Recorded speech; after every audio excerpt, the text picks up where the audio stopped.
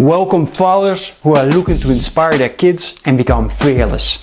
This is the Become a Fearless Father show and I'm your host, Klaas van Oosterhout. I'm a father of 2 boys, husband and entrepreneur. This show is created to teach you how to take control and enjoy the most difficult job you've ever faced, fatherhood. I'm going to keep it real and share real life experience. A heads up, there is no magic pill. You will have to put in the hours, sweat and tears to achieve victory. Are you ready to improve your health, wealth, relationships, knowledge and become the hero your family needs you to be? I know you are. So get your pen and paper ready and let's become fearless fathers together. Great. So welcome everybody to another live interview for Become a Fearless Father. And today I have the pleasure to be with Wally Carmichael. Thank you very much for taking the time to being on. I'm so looking forward to getting the opportunity to ask you. I got one big question that's very important for me, so I'm looking forward to that one. But before we start, man, let's start with your background story. Introduce yourself, and then we can take it from there. Yeah, first I have to say I've been checking out what you're doing, man. I absolutely love it. Seriously, heartfelt, man. And a shout out to Brandon for introducing the two of us. Just doing amazing things with fathers. The both of you guys are. It's just absolutely love it, man. Appreciate it. Yeah, for sure. So I don't know how far you want me to get into my story, but I mean, I was that guy for many years chasing after the 6 and 7 figure income. I call it ungratefully chasing after a better lifestyle. Mm-hmm. Having grown up in Southwest Phoenix, Arizona, where I went to high school, politically correct, whatever. But the fact of the matter is I was minority. It was about 10% Caucasian at the high school I went to, and I wouldn't change a thing. Mm-hmm. But at that time in my age, at that age of my life, it was a little difficult. Long blonde hair, blue-eyed kid, running track and, trying to do his thing and just, kind of little gangbangers running around here and there. But I grew up in a trailer literally behind in another man's backyard because we couldn't even afford the trailer park until my mom divorced my dad. Then we upgraded to a trailer park when I moved in with my stepdad and my mom. And my brother moved on with my dad. But I knew early on I didn't want to continue on in that lifestyle. So I did eventually go to college, paying my way through, and just ran out of money for college.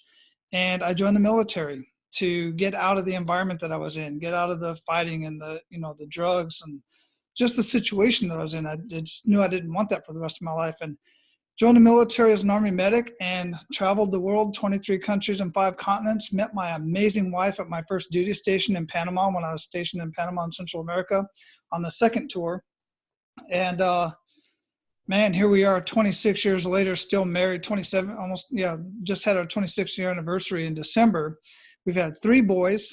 One was born in Panama, one was born in Germany, and the other one was born in Killeen, Texas, the poor thing. Not non-Texas, just Killeen. Let me make that clear because I like Texas. But spent most of my career, actually, believe it or not, even though traveling all over the world, most of my time was actually we ended up 10 years in Hawaii. So there I was living on the beach in Hawaii after I retired from the military, still working a good job, great income, little over, just into the 6-figure mark. I'm sitting on the beach in the gazebo, my son playing in the water in front of me. Beautiful Saturday morning as usual. Wife's still asleep in bed. My second kid is still asleep in the bed. The third one, the first kid, he's out doing his thing. Mm-hmm. And I got these headphones on right here. Something similar to this. And I got these on and I'm in the gazebo, got my coffee cup, and my kid's playing in the water. And he's like, Dad, come and play. And I'm here listening to a podcast trying to figure out how to live a more awesome life, how to live this awesome life that I dreamed of. More money, living on the beach, all this kind of stuff, right? And when his face changed from excitement to disappointment, it's like a club hit me in the back of the head. Mm-hmm. And I heard my wife's voice. She had said it many times before, Wally, what the hell are you chasing? Because I was always coming home, hustling, trying to make more money, trying to do better for my family. And everything was for the family, but it wasn't there for the family. You feel me? Mm-hmm. So it was that from that day, I don't think I said the words, I'm living a life of abundance, but it all led into this whole Men of Abundance podcast, an upcoming book, Living Your Life of Abundance. And me just finally starting to be grateful for what I have in my life today, my family, and just start living in the day. And I'm all about making more money. I'm all about improving your foxhole, but enjoy who you are today, but on your way to becoming better and on your way to having more. And what I mean by more is more relationships like this and more connections and a better and stronger connection with my family. So in a nutshell, that's me. So much more to it, but that's the short and skinny of it. I appreciate that, man. And that's immediately a powerful message. And I think as well, for most of us, that's the story, right? It's our kids that figuratively hit us. Well, and that was my third one. That was my third one. He was like 6 or 7 at the time. Mm-hmm. Now I have a 25. He's going to be 25 next month. A 19-year-old, and the youngest one is 9. So yeah, it took me that long. Yeah, it took a couple of hits, right? Yeah, man, I gotta say, I have similar story. We won't go to that, of course, but it for me was also the second one that really just woke me up.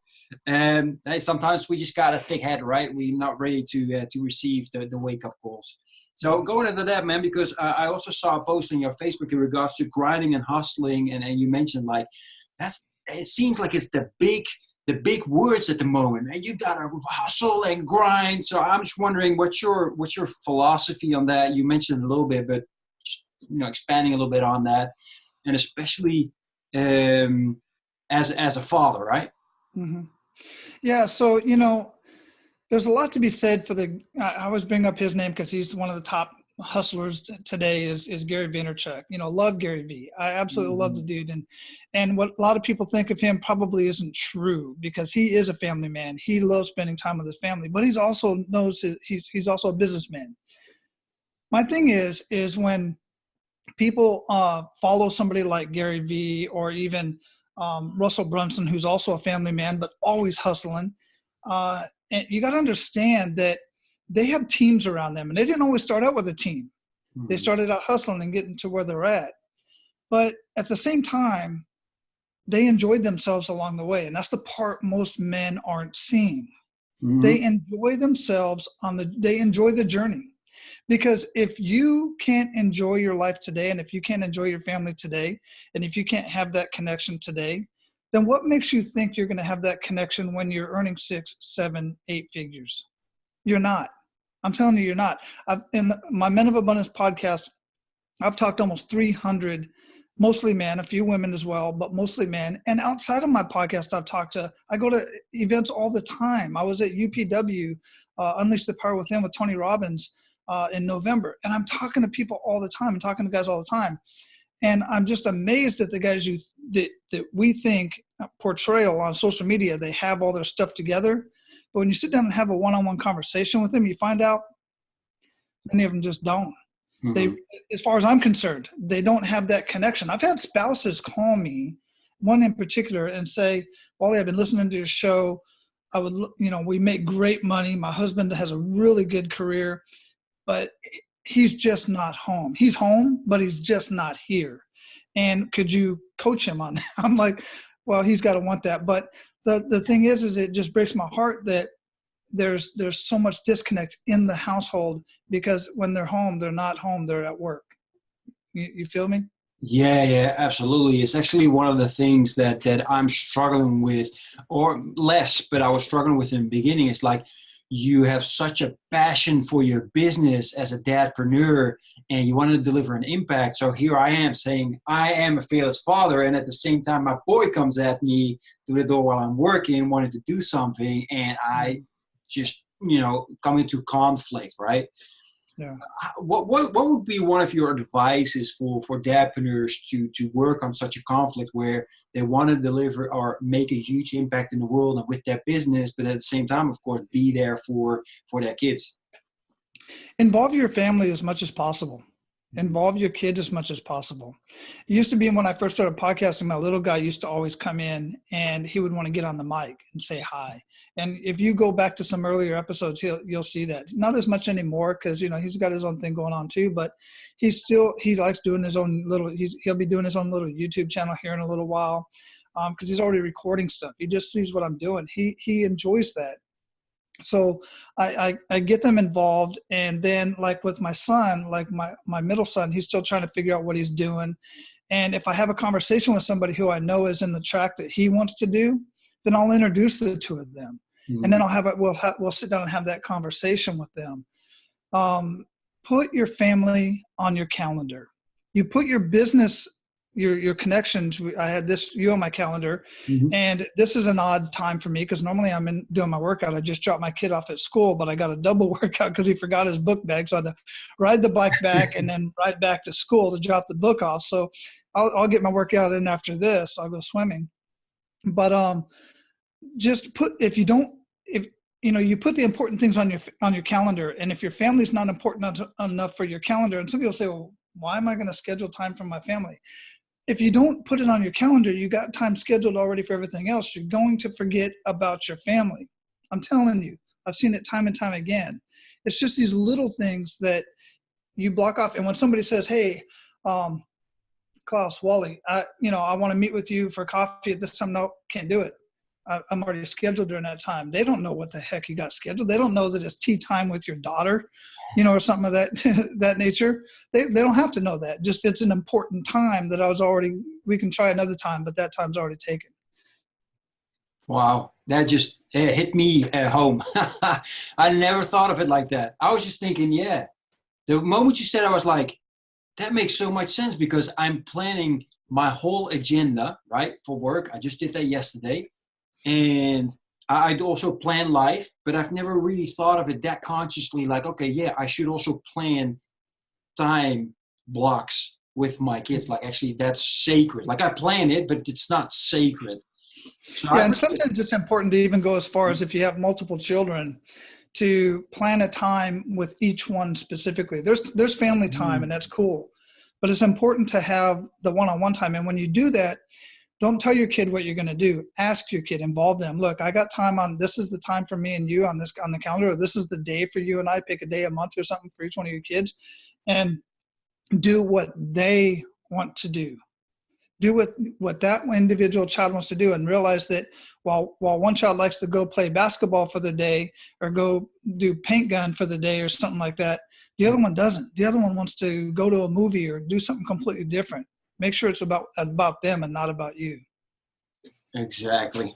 Sorry, I started laughing. It's because, man, I so enjoy these live interviews, and Wally is not an exception. He's already sharing so much value, and I keep forgetting people, please, when you listen to these things, have pen and paper ready and make notes on the things that you learn and that you must take action on right away, because that's so important, right? So with that in regard, where you say you just plan individual time with your kids, right? Now, I want to talk to you a little bit about ego, because it could be possible that he wants to do what, in my opinion, might be something girly. Just to give you an example, it hasn't happened yet, but the other day we went shopping and he bought pink socks with little cherries on it and hearts on the bottom and stuff like that. And I let him buy it, of course, no problem. However, I heard this voice in the back of my head while they saying, dude, don't let him buy that girly stuff. And I didn't say stuff. I said something way worse in my head. So I'm just wondering, you got 3 boys. Has it happened to you that your boy's like, I don't know, he wants to go to ballet or do something? I don't know. It hasn't happened yet, but I'm just wondering what your view is on that and what you do with your ego. Man, I got to tell you, that hasn't happened to me yet either. Not in that way at all. But it's one of those things that I honestly have to say I'd have to, cross that road, wonder if that ever happens. Bottom line is this: I'm going to love my child, my family member, regardless. I do have family members that are gay, and it was a shock to the family at the time that it was revealed that the individual came out, as you say. But okay, you just deal with it. I mean, that's just, and I'm not saying that because a child wants to engage in some sort of activity that is gender specific, Mm-hmm. outside of their biological gender, that necessarily they're gay. Mm-hmm. It's just what they like. If my kid wants to go learn dance and ballet and stuff like that, then, so be it. I personally, when you mentioned ballet, the only reason why I was bringing that up is because I know some of the toughest men in the world that went and tried ballet, or have interviewed people that are in ballet, and there's some of the most freaking fearless and amazing athletes that you will ever meet. And if you don't believe that, just go watch a documentary on what it takes to become a top ranked and paid ballerina, or I don't know what they call the male, in ballet, the dance. It's just crazy. Mm-hmm. All dancers, quite frankly, are just freaking fearless, to say the least, and they can endure a lot of pain. But I'm digressing. But honestly, I really can't speak on that per se. All I know is I'm just going to love my child unconditionally. Exactly. Yeah, the ego is a dangerous thing, and you're absolutely right. The biggest and most important thing. And here's the thing: it's not about me, man. It's not about me. Ego is a personal, internal thing, and while I may be dealing with it, I'm not saying that I wouldn't. When I'm talking to my child about it, I can't have that. I can't let the ego get in the way, because it's not about me. It's about that child, that individual. Exactly. Yeah, that's what helped me is what you just mentioned. Is like prioritize that it's all about your kid and not about you, and that helps, because then it doesn't matter what kind of ego voice comes in. It's just like, yeah, but you don't matter at the moment. It's focusing on that kid. Great, man. I appreciate that. So, well, one thing I want to add to that, yeah, please. Hey, sorry for the interruption. I know you're really enjoying the show. Just want to make sure, if you're liking this information, please subscribe and press the like button. And also, go visit becomeafearlessfather.com. You get the opportunity to share your biggest challenge at the moment as a father. And it gives me the opportunity to try and help you overcome this. Thanks, and enjoy the rest of the show. If you were to look through my Facebook feeds, you're going to find a picture of me when I had long hair in high school, and one of my best friends in high school. And we're dressed up in my girlfriend's, his cousin's cheer outfits. I was wearing her cheer outfit. He was wearing her pom outfit. And it was switch day at high school. And I'm holding him in my arms. So you might look through some pictures of that and see, me as a cross-dresser at one point in my life. So I was always kind of crazy that way anyway. So, I take everything in stride, man. Yeah, exactly. Well, it's so important, right? I actually just finished a live interview, and he was mentioning, like, I try to be the bigger kid or the biggest kid when I'm with my kids, right? Yeah. And not to mention, I was actually, a lot of people don't know this. I don't talk about this much, but I was actually on the cheer squad. But I was in gymnastics when I was in high school, and my girlfriend was the captain of the cheer squad, or, she was one of the top cheerleaders. And I really just kind of wanted to keep an eye on her. So that was my end to travel with. When I wasn't playing football, or I didn't play basketball, I'm too short for that. But plus we had a badass basketball team. I ran track, but I was on the cheer squad so I could teach them how to do tumbling and stuff. But I was actually the mascot. Uh-huh. Oh, that's cool. And I like your honesty. You mentioned that you wanted to keep an eye on your girl. That's cool. I'm secure in my manhood, brother. Yeah, exactly. I like that. So we spoke about it a little bit. I want to hop back a little bit to your your podcast and everything. Men of Abundance. You talked about it little by little. How important it is and stuff like that, and not chasing what we call the good life. That they're just a figure. Can you share a little bit on I keep always looking for words, like I think the word secret is so outdone, right? Just some tips on what does it mean for a man, or what does it mean for you? What's the I'm trying to find my words. What's the philosophy of a man of abundance? Well, one of the questions that I ask all the guests on my show is right towards the end. There's others, but I ask about a kick in the gut moment, because I want to reveal what their biggest kick in the gut moment is to them, because sometimes that changes the trajectory of our life. Like the kick in the gut moment for me was what I described earlier, was sitting on the beach, seeing the disappointment in my son's eyes. And I caused that, and it was ridiculous. But the other two are what holds most people back from living a life of abundance, and what does abundance mean to you? And everybody has their own idea of it. And I love that. Mm-hmm. And for me personally, I started this whole thing because I realized that I was in fact already living a life of abundance. It had nothing to do with the money. It had nothing to do with the fact that I was living on the beach. And some people would argue that because I was living on the beach in Hawaii. But it was just the people that I had in my life, the opportunities that I've had in my life, the opportunities that could have been taken away from me at any point in time. Mm-hmm. And then I would have to work through all of that, which has happened over the course of time. But it's all about just being grateful for what you have today. And otherwise, and then, growing, being grateful for what you have today on your way to being better and on your way to having more. And like I said earlier, having more connections, having more relationship and stronger connections and stronger relationships. And yes, having more money, but not money for the purpose of having the money, but money because it's a tool so that I can contribute more, because that's another key to living a life of abundance and moving forward in life is giving more of what you want in your life. You want more love in your life? Give love. You want more time in your life? Give up some of your time. You want more money in your life? Give up some money to various charities or somebody that's in need unconditionally, 100% unconditionally. I believe in God. I'm a believer. Mm-hmm. And this is one of those things I don't try to understand. I don't spend my mind space on it. I just know for a fact through living my life that the more I give, the more I get back.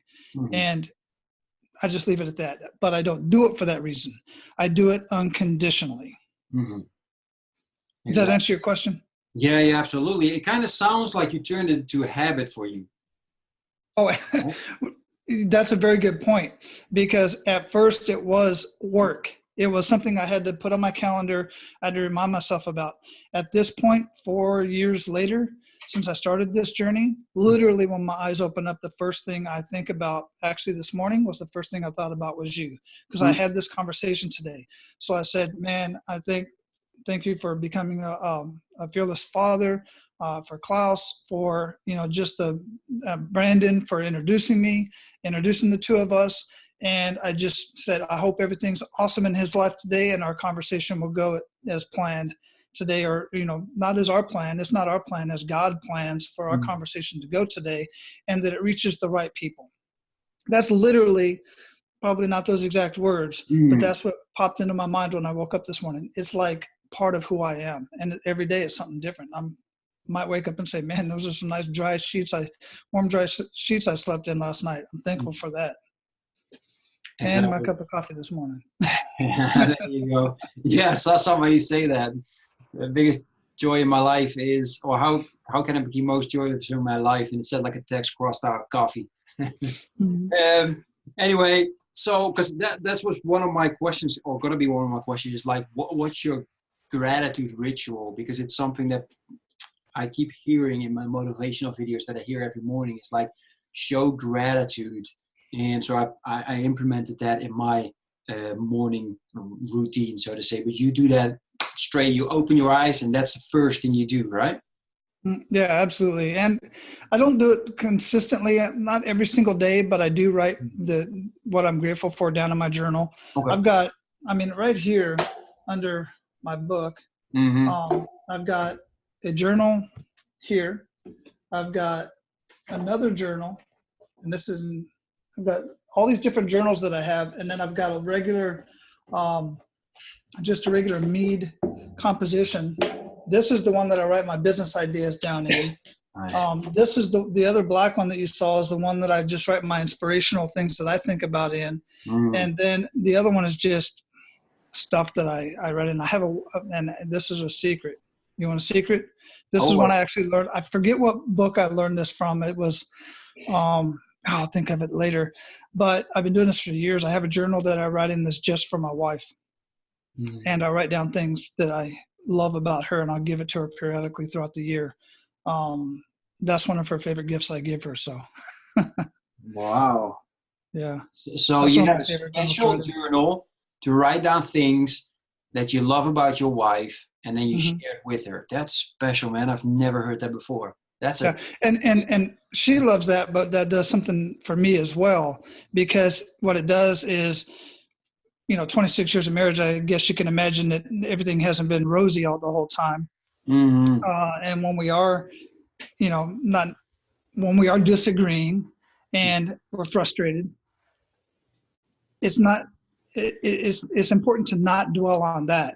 It's important to remember the good things that we love about each other. It's not all Barney and roses and all this other kind of stuff, but it helps me as well. Exactly. Yeah, I appreciate that. Yeah, it's not all Facebook marriage, right? Yeah, well, I've seen some Facebook breakups, some long marriages, get drawn out on Facebook, and then accounts get deleted after the dust settles. Yeah, exactly. But yeah, you're right. It can also go the other way, right? But Yeah. that's what you mentioned also. It's like we see this facade of people sharing all roses and everything. I appreciate you sharing that. Yeah, that's what marriage is about, actually. I think sometimes we grow harder and struggle. Actually, we grow harder when we struggle. And after that argument, you grow again a little bit closer because you have a better understanding of the other person and of yourself, right? Well, yeah, absolutely. I mean, one of the biggest things that I love about my wife is she's always pushing me to the next level. Mm-hmm. She's a stickler for, and being a retired master sergeant, I've always been, one of high standards as well. But that was high standards at work, and we both have high standards in the home, and we put that upon our kids. But we keep each other accountable to our own goals and things that we want to do, whether it's college, other forms of education, business, anything. So we hold each other to a higher standard in our health. And sometimes when I go grab a snack and she'll look at me and I'm like, oh, okay, I'll go put it back. We need that, man. Yeah, absolutely. Oh, he's looking again. Dang it. Should have gotten that at a different moment, right? Because in the end, we also get smart about that kind of stuff. I like that. Thanks. We hope so anyway. Yeah. Yeah, you can't fool. Well, I can't seem to be able to fool my lady in any kinds of small things. So she always can't catch me, especially on those little snack things that she puts for the kids. So that's it. I heard you a little bit earlier also saying that your youngest one, who's 9 now, he's seen you progress doing a podcast, and now he's working on recording his own things for setting up a YouTube channel. And my kids are 3 and 5, right? So it's something that I've seen with other dadpreneurs, and it's something that I would like for my kids as well, which is dangerous at the same time. But I'm just wondering, how did your kid grow into this? Have you guys been talking about it, or is it just because he sees you and you're that model, and therefore he likes to try this as well? Yeah, that's exactly what it is. It's the second one. It's our kids emulate what we do. Mm-hmm. If you smoke, if you drink too much, or even a little, kids see that. I mean, if kids see, if your kids see you hugging on mom and kissing on her and treating her right and open the door for her and stuff like that, then that's who they become. Mm-hmm. And he just, he had one of my iPads, and he just started early on, just started recording himself building Legos and talking into the camera and doing stuff like that. He's got nothing published. He does watch YouTube. That's what the kids all watch. Kids aren't on Facebook these days. The kids are on YouTube. Obviously, he's not on Snapchat. But even my teenager, my 19-year-old, he's not on Facebook. He'll mess around on Snapchat once in a while. He's not social. He doesn't do the social media thing. He does watch a lot of YouTube videos. So if later on he wants to start doing things and start publishing something, and maybe of us traveling around, going to Disney or whatever we're doing, we'll have that conversation then. But right now he's just recording stuff, and it probably just gets deleted because the memory builds up. But he's just playing around with it and just having fun right now. But it's all because he sees me doing what I do. Exactly. Yeah, that is. I'm glad you also mentioned, what we show as in bad habits or good habits. That's what the kids pick up on. That's the biggest message I'm trying to share with Become a Fearless Father. It's like, you are a superhero no matter what you do. You smoke, then that's the superhero they see, and their superhero smokes. So that's what they should do as well. So thanks for that.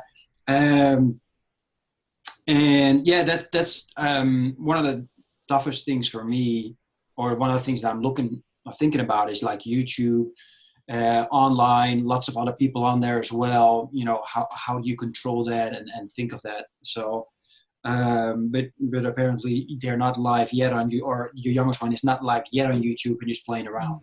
So how do you go about, because earlier as well I was talking about passion, right? So yeah, that's a passion. How do you go about then trying to, are you stimulating that, or are you letting him find his complete own path in that? How does that go?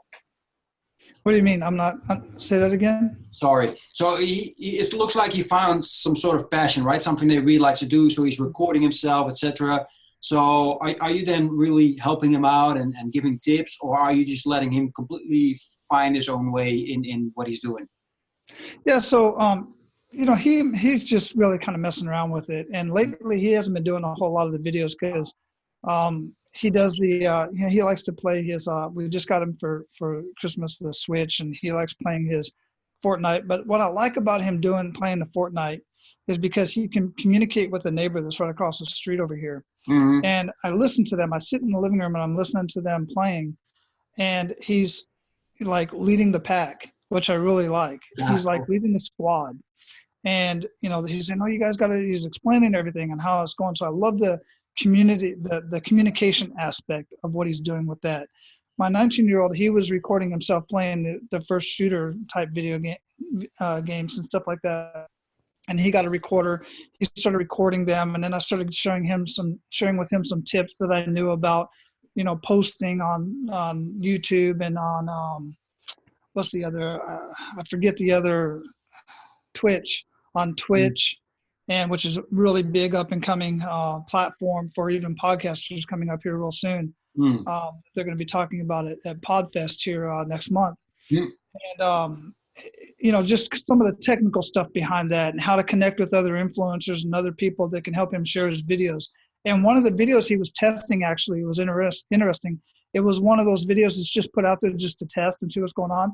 The developer of that video game actually connected with him on Twitch, and they started communicating back and forth, which was really cool. He thought that was the coolest thing. And he boosted his ratings, his viewership quite a bit as well. Nice. That is cool, man. I like that. Yeah, I can't wait for my kids to start doing some stuff, although I have to, calm myself. If they don't, then it's okay, of course, as well. So you just showed it real quick, right? You've written a book. If you want, then please show it again a little bit longer so people can see it. I'm always so, there you go. No BS business breakthrough. You could call it business sense or the other BS, however you want to say it. But this was the low hanging fruit. I originally started this journey to write a book called Living Your Life of Abundance, which I have the URL and all that stuff. Mm-hmm. And in the process of writing that book, it was becoming a biography. It was becoming about me, and I didn't want it about me. That's why I started the podcast, so I could gather all these conversations and information and put some other stories in the book. But as things went on, I started developing and improving my business strategies and marketing strategies. And I realized that a lot of the business owners that I talked to, a lot of people that I was talking to were entrepreneurs, business owners. One of the biggest problems, while they don't know many of the strategies, I've got over 100 strategies that I work with business owners over the course of a year. This book has the top 8 that I tend to be working with most business owners, most industries, business models. Those top 8 are marketing and then strategies, not marketing strategies, business strategies that put revenue in a business's pocket right away. But talking to many business owners, I found that the mindset is one of the 80% of the time I'm talking mindset, but most of them don't want to mess with mindset stuff. They just want strategies. So, okay, I'll give you strategies. I wrote the book for the strategies. There's some mindset stuff in there, but when I'm talking to guys, when I'm talking to business owners, I'm enhancing their mindset. I'm actually rephrasing their own words. If there's say something like, well, I've tried TV ads, but they don't work on that. And the negativity behind that. And the fact of the matter is they were doing tactical marketing. They weren't doing strategical marketing. And there's a big difference. And so that's why it wasn't working. So I tried to change their mindset and then structure their marketing a little bit better, much better actually. It's quite simple because their marketing is so far out there. They're trying to do everything that everybody else is doing, like a chiropractor or whatever. And I just kind of bring them back in, enhance that. And they're like, in a couple weeks, months, they're like, holy cow, what did you do? Some type of voodoo or something. And it's just really about just changing their mindset, but not just them. If I get an opportunity to go into where their office is at and talk to some of the employees, or even have opportunity to talk to them on video or whatever, I see it, their mindset has trickled down into their organization. Nice. Or sometimes it goes the other way as well. So it's about the whole organization and changing the mindset. So that's really kind of where the book came from. That's how I kind of I attract business owners because they want strategies. They want leads. And in reality, they want not just leads, because leads don't mean a darn thing. I could say I got 5,000 Facebook followers and they could call those leads, but they're not. What's important is converting those leads to paying customers and then making those customers extremely happy through the value that you provide them, and then go back and offer them more value and get duly compensated for that. Yeah, exactly. What I've noticed is that's one of the biggest struggles for starting off dadpreneurs. Not starting off dads, but starting off as an entrepreneur is like, how do I monetize because you go into an entrepreneurship to deliver impact, and you really want to do something that you're passionate about, but then how do I monetize this in such a way that I can live well and provide for my family and make a huge impact in other people's life by giving back, right? Yeah. In regards, because I think you said you have like 300 episodes already done on your podcasts. Is that correct? Well, over 300 conversations are already recorded, but as of today, 200 and I have to look. I think it's 235 episodes have been posted. That's amazing. Well, before we start recording, I mentioned to you, I just launched my podcast and I got my first one. That's awesome, man. That is awesome. You got a lot of YouTube content out there though, man. That's awesome. I'm trying, but I'm just wondering, man, what would be like for somebody that's about to start his podcast, or like me, just start his podcast? What would be some of the tips that you learned after launching so many episodes that could really help me and help others to grow faster, so to say? Well, be patient, but also repurpose your content, which basically is what I see you doing. I'm assuming that you're taking your video content and stripping the audio off of there and putting it out on a podcast, and realizing that there's so many different podcast players out there that people listen to. Because some people like watching videos and some people like listening to audio, and I do a lot of both, quite frankly. But I find myself most of the time I'll turn on a video and I'll just put the phone down and just listen to the audio. A lot of the time I'm not, because it's just somebody like us talking right now. I don't need to watch them talk. I can put you in my pocket and walk around the house and do stuff, or on my commute or whatever. But just continue to repurpose your content, and that also includes your show notes, so that the SEO and all that kind of stuff can be picked up through the Google search and whatnot. But as you're having guests on, then make sure that they're ask them to subscribe, ask them to leave a rating and review, ask them to share on their social media. When you and I get done here, when I do a podcast on somebody else's show, I do just like my own show. I share it on my Facebook channels, on my Facebook groups. I share it on YouTube. I share it on Rally Point, which is a military-specific social media platform. Share it on LinkedIn. I mean, I just share it everywhere that I possibly, I feel somebody will get value from it. Wow, that's great advice. Yeah, I like, of course, not that many mention that about the repurposing of the content, right? You see somebody and you're like, wow, they're all over the place. And it's just one video, maybe like this, an hour, and then they just took something out of it and used it there, and taking the audio out and used it as a podcast. So yeah, that's definitely. And here's the thing, that can be extremely time consuming. So there's a lot of software out there. One piece of software and one developer that I will mention that is huge in my world is Hanimura. Hanimura has created repurpose.io and another platform as well. I use on my platform Simple Podcast Press. He's also created Simple Social Press. And what these platforms do is when I record when I post to my podcast player, that automatically posts to Facebook on my Facebook page. It also automatically posts to YouTube.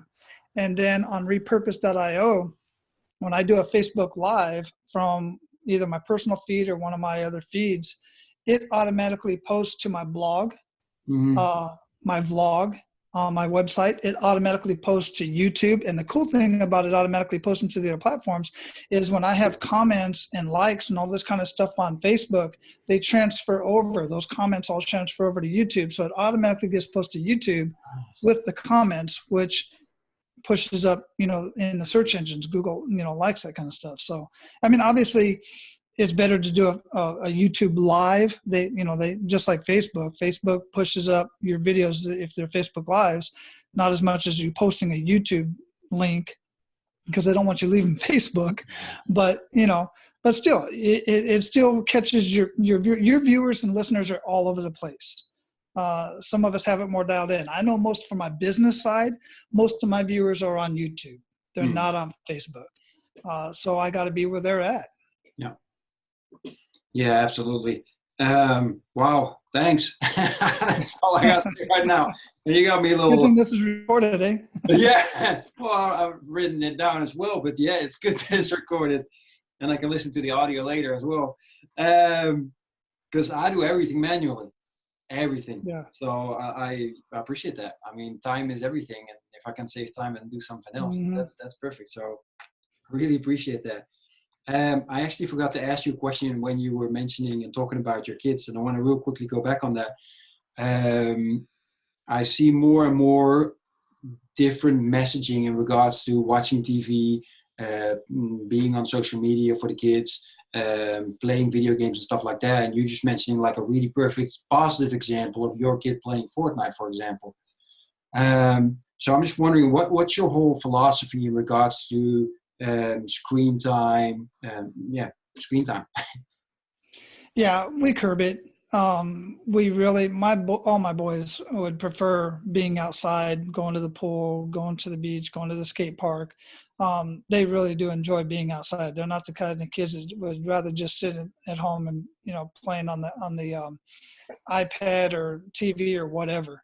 But it's not like a set type of thing, but if we tell them they can get on, first off, we read first.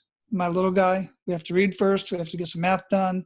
And that's part of the whole process. And then he gets to play 30, 40 minutes or an hour or whatever on a video game, or we'll sit and watch a movie together or something like that. Mm-hmm. Yeah. Nice. So yeah, your kid's 9. And when you say read first, are you the one that's reading for him, or is he reading for himself or for you? How do you have that set up? Usually he's reading for himself, okay. And reading to us. And sometimes what I like to do with him as well, because like me, I wasn't a reader growing up at all. I didn't enjoy school. I remember it wasn't until 6th grade till I started actually learning my times tables, but that's because I had a really good teacher who was a hands-on he was a science teacher. So he did a lot of hands-on stuff. So I really dug that. And that's how I am. But I also like to have him just tell me a story. I'll have him take a book that we've already taken and have him tell me the story, or tell me his own story based around a particular subject, because I think that storytelling is extremely important. It engages the imagination. And so I'm just real big on that. I'm real big on him telling stories, and he loves telling stories. He likes being a jokester. But that's one of the things I have to kind of curb with him. He might be the next Jim Carrey. I don't know. Who knows? But the bottom line is I need him to get the basics in school. So I'm really big on him paying attention and behaving in that environment.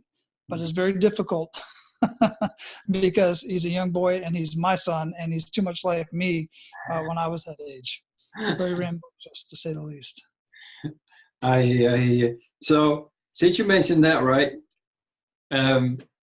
Because I see that as well with my with my boys, and because we have years of experience already and years ahead of them, what happens with me is that I try to prevent them to do things that I did, and now learning like that might not be the best thing, right? Because they need to get their own experiences and learn along the way, because that's the best way we learn. So I'm just wondering, how is that for you, and how do you keep yourself in check to make sure that they keep developing within the parameters that you've set for them? Well, here's the thing. There's different parameters because I don't homeschool. He goes to school, at a public school. Mm-hmm. And public school has their own parameters. And my thought process is this: our public school system is designed for one thing only. It's not necessarily, this is my belief, nothing against the teachers, because the teachers do amazing things. It's the system that they're teaching the kids to pass tests, so that they can get more money into the school system. And also so that they can, it's a college, they're teaching them to take the college entrance exam and pay that money to go into that. The problem is, it's a great balance between my wife and I, because I'm entrepreneurial. I've studied entrepreneurs. She's academic. She was very good in school. And it's frustrating for her that my boys don't do as well in school as she did. But we have a great balance there. Because I know that if you're you're the valedictorian of the school or you're the lowest grade in the school, that has zero impact on your trajectory as an adult, on your life as an adult. Because we both know our valedictorian, unfortunately, from our high school ended up committing suicide. He didn't even graduate high school. He took off. And then he came back and ended up going to Arizona State University. He got in, he took an entrance exam. I always said if I had just like 1/4 of the intelligence this kid had, it would have been great. But his life, it was all about school. Anyway, I ran into him years later. He was working at the Phoenix Zoo at a concession stand. And I was just there on vacation.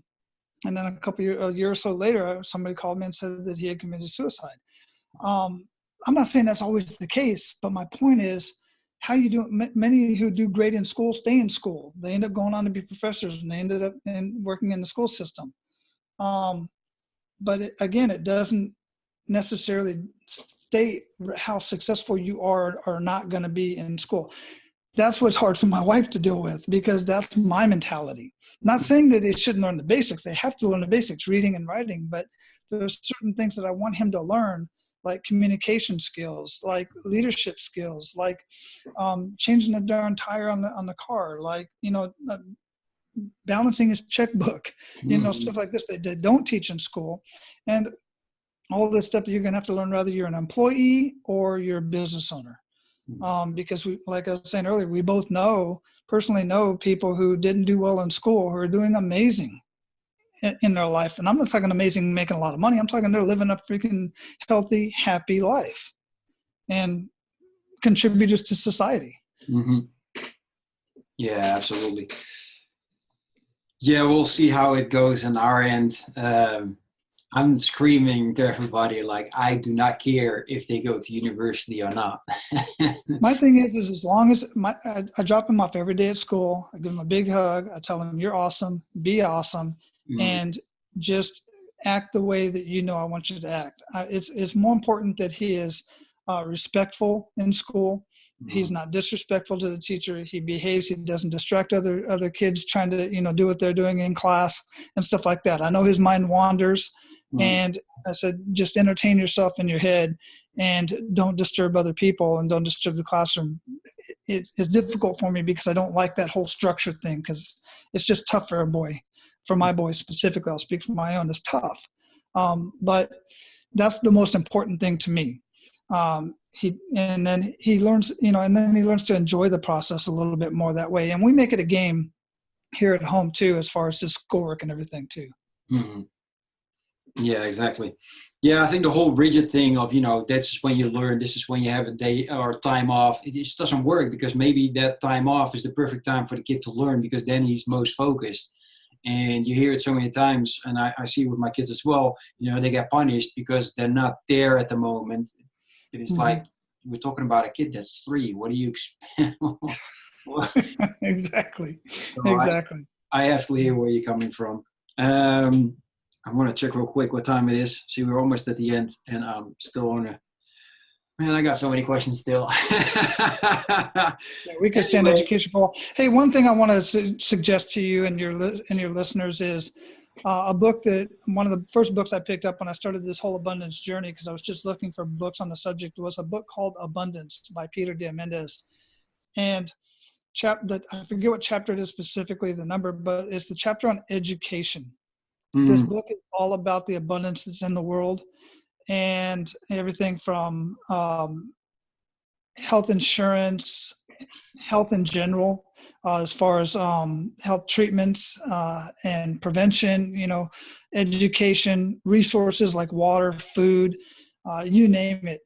And just read that. If you get the book on audio, which I suggest, because it's a lot of figures and facts, something I'm not really great with as far as reading. It just puts me to sleep. But I listen to the audio. It's invigorating. It's amazing. It shows you how much abundance there is in the world. But I also have the hard copy. I'll show you. But it's in me and my wife was actually going through the education chapter just yesterday, as a matter of fact. I've had it for years, but we just go back and revisit it.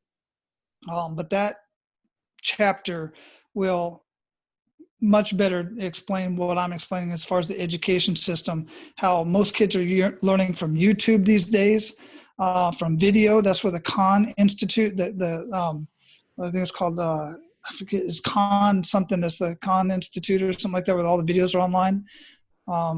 That's where that all came from. It explains where that came from. It's just an amazing chapter. It's an amazing book altogether. Nice. I appreciate you sharing that. Yeah, that's always my last question, is like, what kind of books would you recommend for dadpreneurs to read? Are there 2 other books that you could recommend besides, of course, your own book that you just showed?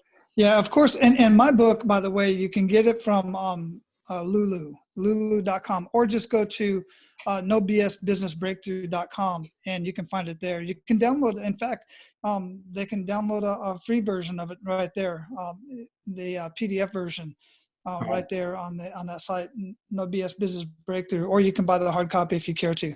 But definitely Abundance is another great book that I'd recommend, just because of it's important to open up your mind and just realize that there's so much abundance in the world. And when you operate from a mindset of abundance, there's so much that can come into your life. On contrast, if you operate from a mindset of scarcity, and the way this is revealed in an entrepreneur's mindset is, I can't share my ideas with anybody, because if I do, somebody's going to steal them. Somebody's going to steal your ideas if they're good anyway. That's the highest form of flattery, quite frankly. You need to protect your intellectual property, of course. So find a good attorney on that. But when you share your ideas with the right people, I don't say go blast it out on social media or something like that. But when you share it with the right people, then they can put you in front of the people that you need to be put in front of, or they can share resources with you that can help you on your journey. And that only comes from an abundance mindset. If you have a scarcity mindset, it's just not going to happen, man. No, absolutely.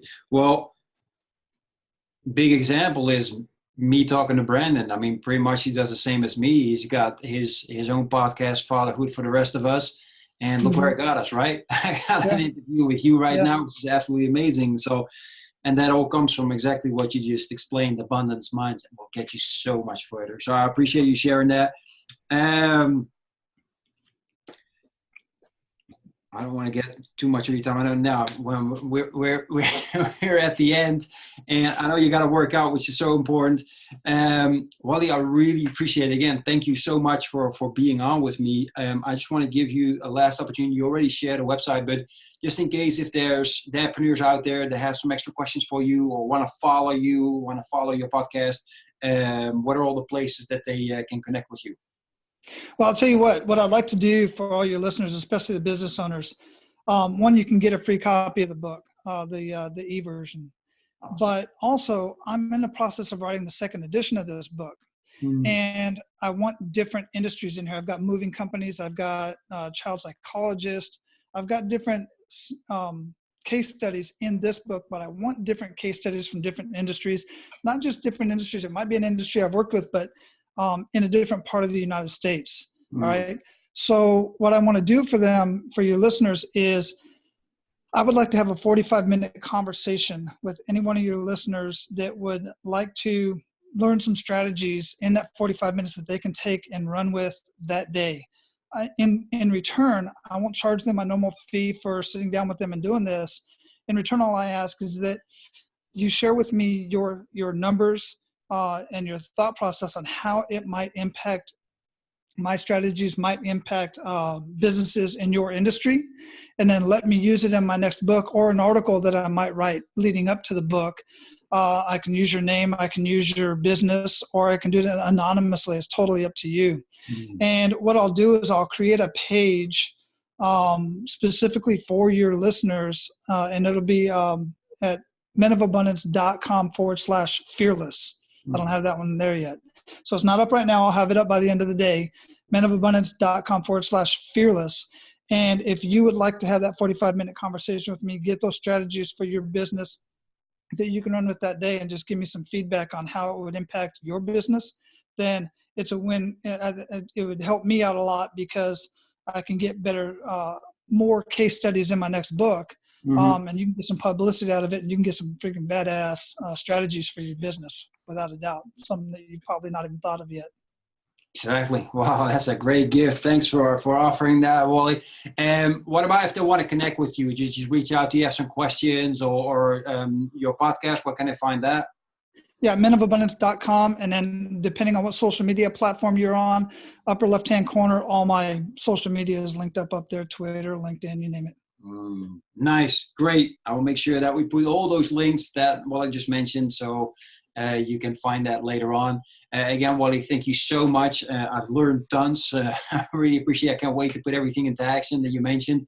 For everybody else watching this, thank you for being with us yet again. Wish you best of luck with everything. I hope this was helpful, and we will talk to each other very soon. Absolutely, man. My pleasure. Take care, brother. Are you still meeting up with your friends now that you're a father? Kids making you stress out. You got no time for yourself to work out, read, or relax. Can you still remember the time you were hanging out with your friends, feeling energetic, happy, and confident? Spending time together and talking about your life and your crazy dreams. You're feeling alone now, don't you? No one to share your challenges with, and you're just running around from one storm into the next. Well, it's time to change this now. Join me and the Brotherhood of Fearless Fathers to speak on a weekly basis with like-minded dads to crush your challenges, face your fears with determination, be held accountable, and regain control of your life. If you want to become the hero your family needs you to be, then go to becomeafearlessfather.com/brotherhood. I'm looking forward to seeing you on one of our next calls.